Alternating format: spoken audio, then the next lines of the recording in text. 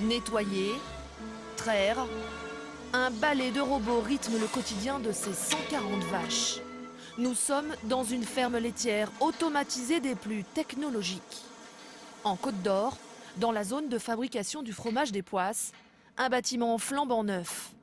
Brice Minot est un éleveur serein. Terminé les 2 traites par jour. Plus question de se lever à 5 heures. Un robot travaille à sa place. La machine reconnaît la vache et sa mamelle et se cale avec précision. Comme pour la vache 1029. Donc la production de cet animal attendu est de 16 kg d'œufs. La traite est en train de s'effectuer. Donc là, sur les différents petits carrés, on peut voir la production avec le débit instantané et donc la production qui monte trayon par trayon. Et la machine s'arrête automatiquement quand il n'y a plus de lait. La valse est incessante toute la journée. Les vaches entrent dans ce robot, décidant elles-mêmes de l'heure de leur traite. Mais ce n'est pas tout. La nourriture des animaux est assurée aussi par un robot. 300 kilos distribués toutes les heures. Les vaches vont se déplacer individuellement, donc à leur manière, à leur rythme, vont venir manger de la nourriture tout au long de la journée, tout au long des 24 heures. L'alimentation est toujours fraîche puisqu'elle vient d'être distribuée. Le but principal est aussi de faire circuler plus les animaux dans le bâtiment. Et ça, c'est bon pour la santé des animaux.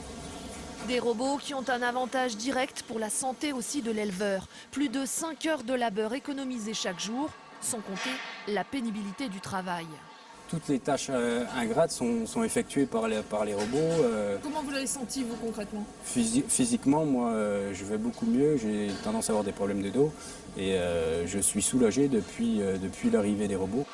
Nourriture, lait, tout est géré de la tour de contrôle.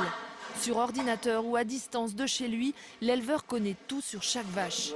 Il gère l'ensemble de sa production laitière au quotidien.